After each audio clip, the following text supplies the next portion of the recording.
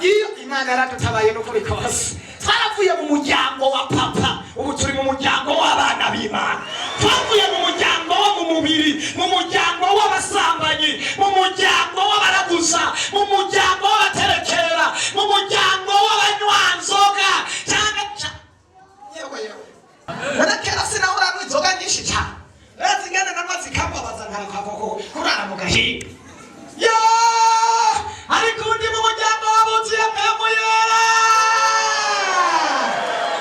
nawe inzoga zikamarira udufaranga twose pi inzoga nakubita inzoga nkaca nshira ku urumogi rwinshi cyane urumogi nararunyoye kandi sinanyoye urumogi rusanzwe wa rundi batekera mu itabi hari urumogi banywera aha mu nkono y'itabi niko nakoreshe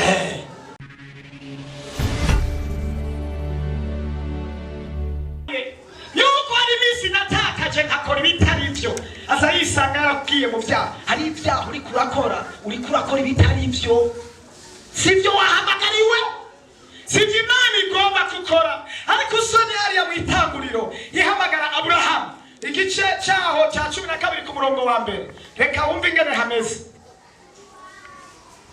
umugambi w'Imana ku muntu n'uyuwe itanguriro 12 umurongo wa mbere uhoraho abarira Aburahamu yego akiva mu gihugu cyawe havevayo no mu muryango wanyu yego no mu nzu ya so uje mu gihugu nzokwereka nanjye nzoguhindura ubwoko bukomeye haleluya nzoguha umugisha ariko mwoza tukaja mu gihugu Imana itwereka hari igihugu cyiza cyane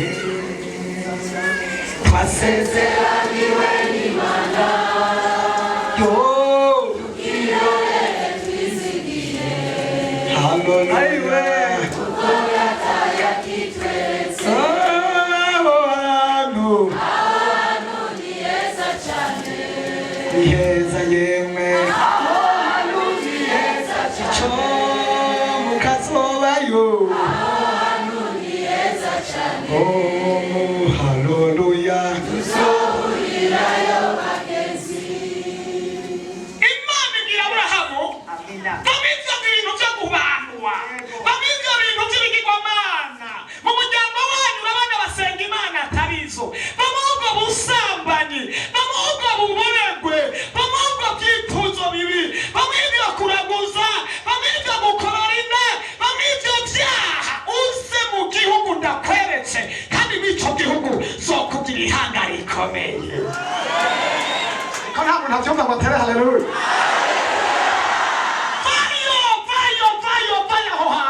Kristo agomba kukugira ihanga rikomeye nzoguha umugisha erega niwagera aho hantu nzohaguhera umugisha izina ryawe narijye rurangira izina ryawe nzorishira hejuru n'abandi baze bagira umugisha ku erega n'abandi bose bazohungira muri wewe kuko uzovuga urukundo rw'Imana abantu bagukurikire hama bahezagirwe kubera wewe abazoguhezagira nzobahezagira kandi uzokuvuma nzomuvuma yes kandi muri wewe niho imiryango yose yo ku isi izohega umugisha muri wewe niho imiryango yose izohezagirirwa uzi Imana itubabarire uzi ko hari imiryango myinshi itari kirahezagirwa kubera wewe erega twumvise ngo muri wewe niyo abantu bazogirana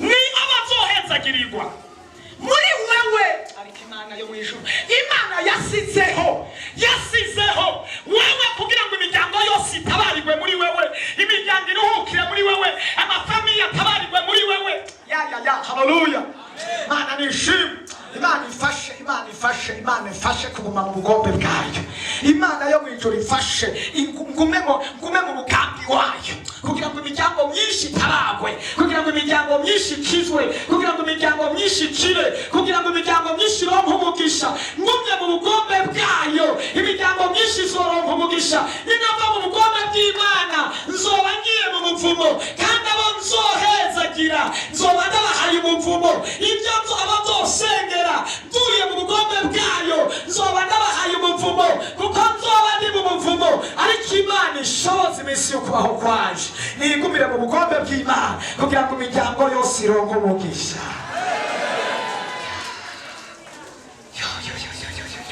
Ko hari ibintu biriko biragukura mu bukombe bw'Imana, ko hari ibintu biriko biragukura, abariko biragukura, biriko biragukura.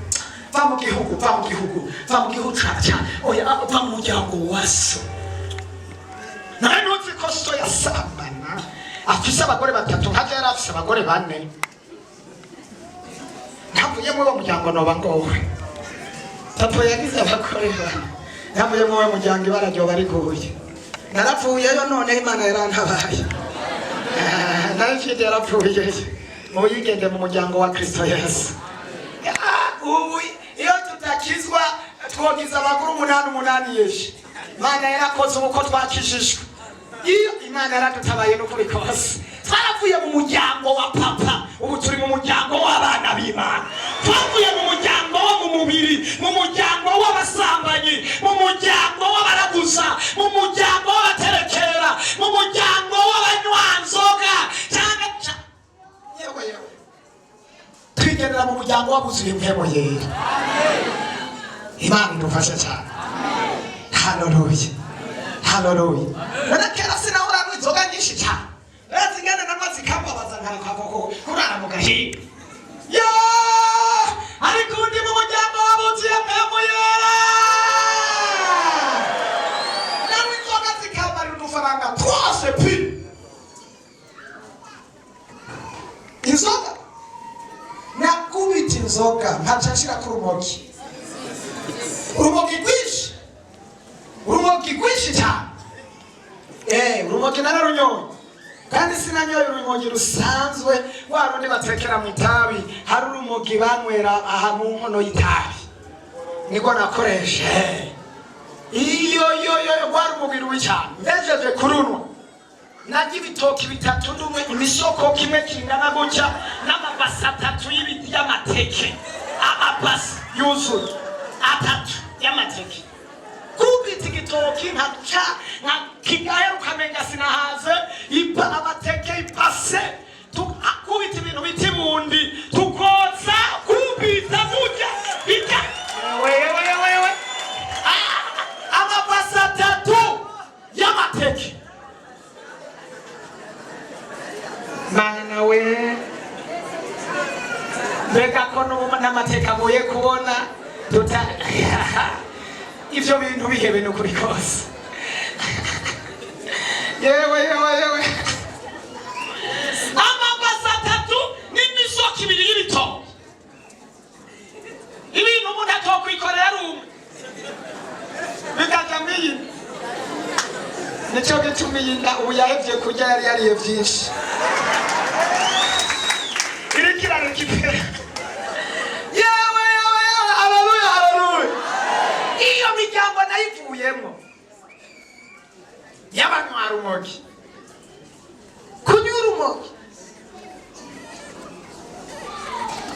Reka Mana yarakoze iragahora ku ngoma. Iyo nza kubandanya nk'urumogi ujya mu mwene data arigukira muto. Imana yaradukuye mu muryango mubi w'abanywa rumogi idushira mu muryango w'abana b'Imana. None nacu wa muryango waremwe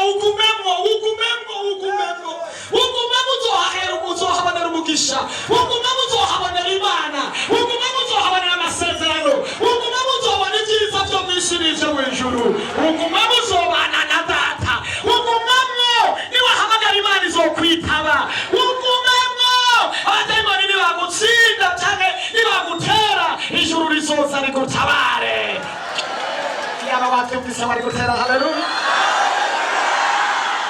Abadayimoni baguteye iwacu kwa papa wo mw'ijuru ingabo zica ziza gutabara. Nurogerete ntiwicuze ntabwo wahombye n'ukuri kose. Nimba warakijijwe neza ntabwo wahombye. Oya ntabwo wahombye. Uri mu muryango mwiza cyane. Imana nishimwe. Haleluya.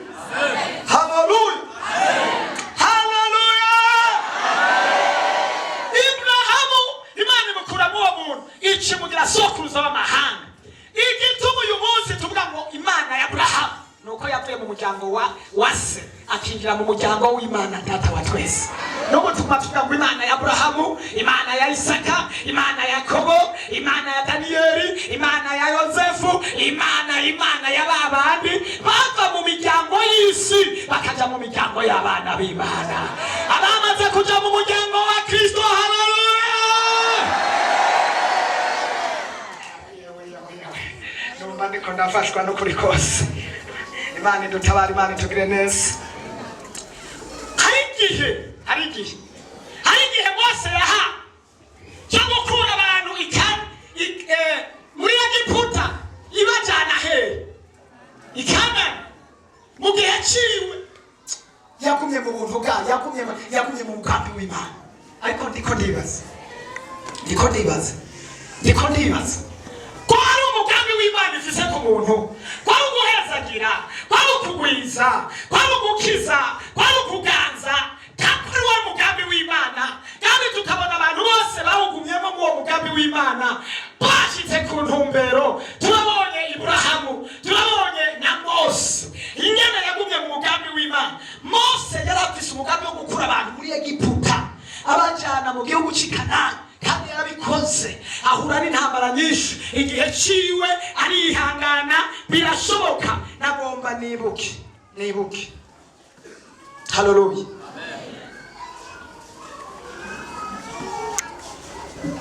Hari ijambo nibutse Mose yabwiwe n'Imana. Usomye hariya Kuvayo igice kimwe ku murongo wa mbere havuga ngo weho ndakugize nk'Imana kuri Farawo, ndakugize nk'Imana kuri inde. Erega abantu agira nk'Imana kuri Farawo baba bavuye mu mugambi wa Shetani bagiye mu mugambi w'Imana, baca baba nk'Imana, kuko birivuga ngo impfizi y'intama itembera hasi. Imana nishimwe. Avayo rero Imana imugira nk'Imana. Niwaguma mu mugambi w'Imana uzobaka abana gato. Niwaguma mu mugambi w'Imana uzovugishwa ku bantu ibyo bavugishijwe bice bibabako. Mu mwanya mwari mwumvise ko ibyo navuze byabaye. Mu mwanya ngomba asubire mvugishwe, kubera ndacyari mu mugambi w'Imana, kandi nzogumamo n'ukuri kose. Nzogumamo, haleluya. Ndacyari mu mugambi w'Imana. Mbere nayegeye cyane, ndavugishwa ngo abagwayi bakire mu izina rya Yesu. Ndavugishwa ngo ibimuga bimuguruke mu izina rya Yesu. Imana yavuze yantumye kuvugishwa, ndagomba kuvugishwa rero, haleluya. Ndavugishwa ngo abansi bawe batsindwe uyu munsi mu izina rya Yesu. Ndavugishwa ngo ibiguhagurukiye nawe bihagarare hejuru ku gakanu. Ndavugishwa n'Imana. Ndavugishwa ngo abantu bose bari bakufitiye imigambi mibi, ibyabo ndabimaze inkomezi, ibyabo ndabihagaritse, imigambi yabo ndayihagaritse. Uyu munsi ngomba kuvugishwa cyane. Iminota mfise niyo kuvugishwa. Haleluya. Ndavugishwa ko ndiko ndavugishwa. Bosco ngiye kuvugishwa rero kuri wewe. Yewe ugiye kuronka telefone y'umugisha.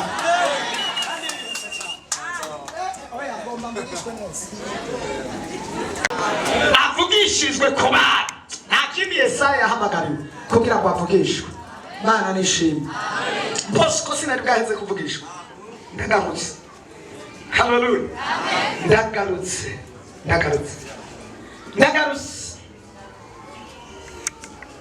Mbonye umuntu yakurondera cyane kandi akugira inama yo kukugira nabi, aramugaye ukuguru byihuse. Kandi mu kwezi guheze yari yagize inama y'iwawe, kandi yagiranye n'abantu batatu. Mbonye umwe ari wo mu yindi komine, mbonye uwundi, ndiko ndabona uwundi. Aha, ndamubona avuye mu Cankuzo.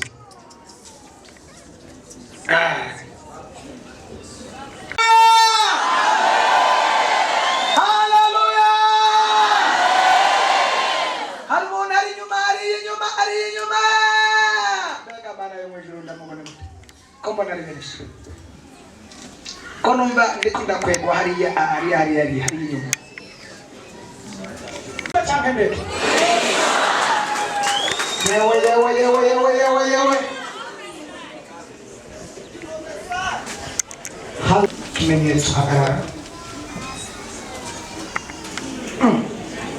Izo nzoka zose ko mwaziboneye rimwe kuri izo makumyabiri sizo.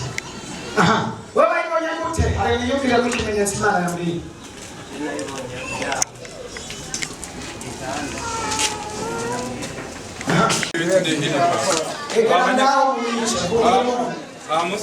Uyu muntu ave ngaho.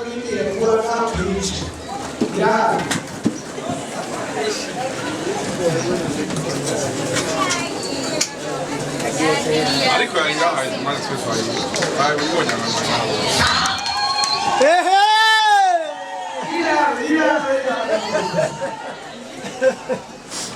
Aha nyina.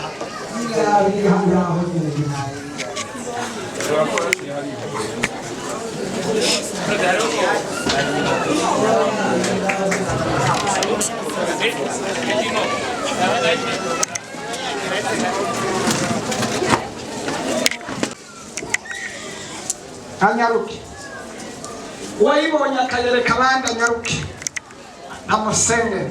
Imana irabona cyangwa ntibona?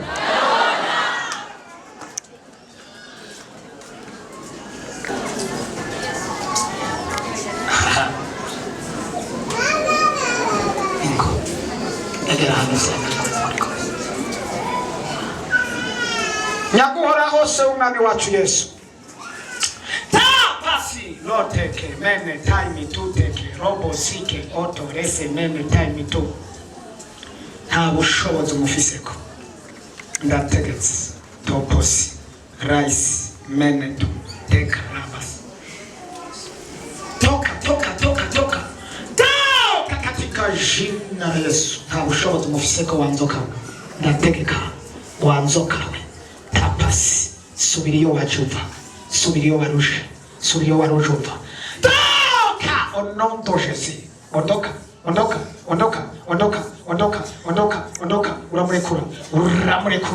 Uramurekura mu izina rya sohoka. Rekura vayo. Sohoka mu izina rya Yesu Kristo. Kimbia. Ubushobozi bw'Imana. Imbaraga z'Imana. Toka katika jina la Yesu. Hunga murekure wa mwema murekure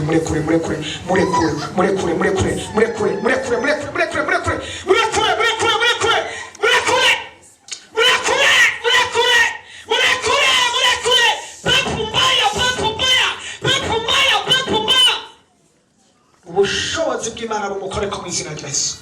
Ubushobozi bw'Imana bumukoreka mu izina rya Yesu. Ubushobozi bw'Imana mugendagendemo, ubushobozi bumuzungurukemo, ubushobozi muzungurukemo, amangengete abadayimoni ivyo bariko bararungika nakubita, ariko ikibazi, ariko protection, ariko uburinzi, ariko amaraso ya Yesu mw'izina rya Yesu Kristo w'Umunyanazareti.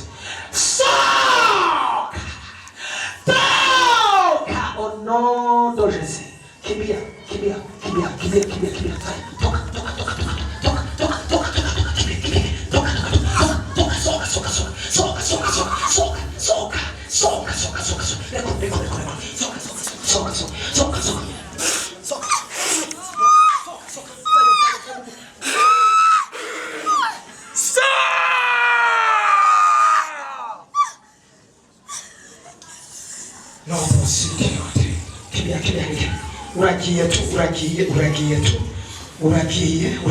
Uragiye. Uyu muntu bamutumye inzoka. Iyo nzoka niyo bari bamutumye. Bateguye asiga yihushe cyane kubera amasengesho yari yasenze. Imana iramurenganisha. Yasiga Imana iramurenganishije. Kandi niyo bari barungitse kugira ngo mukomane, ariko numvishwe rimbwira ko nayo itsinzwe mu izina rya Yesu. Hallelujah. Ariko Imana irahacanga nayo. Imana ikirakora cyangwa ntikirakora. Tuduti cyubahiro cy'umwami Yesu. Kandi ugiye kuburinzi umwanya nyene Imana ugusize ko budahangagwa. abamarayika bagiye kugucunga mu izina rya Yesu. Ubushobozi bw'Imana bubane nawe. Haleluya, haleluya, haleluya.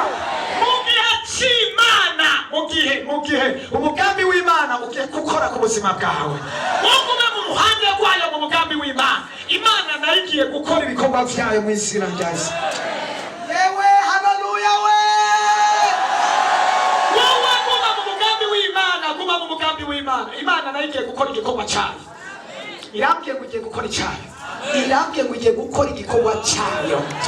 Haleluya! Imana nishimwe, haleluya!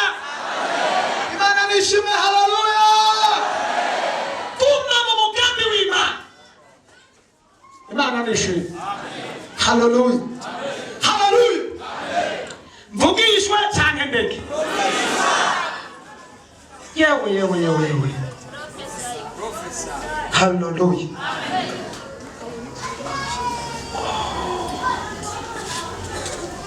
Hari umuntu muri ruriya ruhande afise ikibazo ari nyuma, afise ibintu byaraye biramuniga. Ninde? Nyaruka. Umuntu ari ibintu byaraye biramuniga muri joro nyene, imuniga kumara buzimweme. Tapasikerote.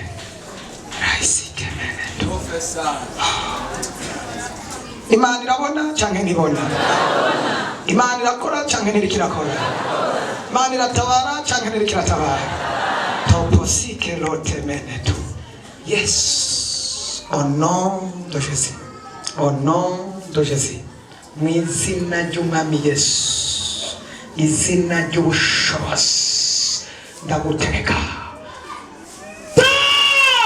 katika jina la Yesu, wampemupiwe warauramunika, ndagutegeka ubushobozi bw'umwijima ndabumaramaza, ndabumarira, ndabutegeka, ndabusambura, ndabusangangura, ndabutatanya, ndabwonona. So tapasike lote mene tuta. Nihe wumva ikinyanya? Aha, mu rubavu. Yesu mwana w'abantu, mu izina rya Yesu, mu izina rya Yesu, ndagutegeka wampemumpiwe, wa mudayimoni we, ndakubita hasi abadayimoni, ndakubita hasi abazimu, ndakubita hasi mpemumbi, ndaneteraliza, ndasambura iki kinyanya, uhereye umwanya, urukinyanya, ibinyanya, sohoka mu izina rya Yesu, sohoka mu izina rya Yesu, sohoka mu izina rya Yesu. Uracyacumva cya kinyanya? Cyaheze? Tera haleluya. Hallelujah. Amen. Hallelujah. Amen. Hallelujah. Amen. Iki kinyanya ibyaraye biramuniga mw'iri joro, ni mpemu mbi bamutumye kandi nizo zamuteye kijya kinyanya, kandi nari numvise ngo mu minsi itarenga nk'indwi zitatu iyi pariti yobaye yaboze muri ico kinyanya nyene. Akimana irahari cyangwa ntayihari? Haleluya. Tuvugishwe cyangwa ntituvugishwe?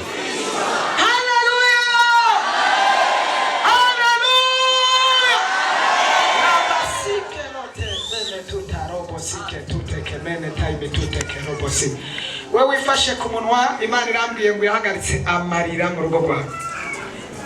Irakuye amarira. Kandi umaze iminsi ufise ubwoba wewe.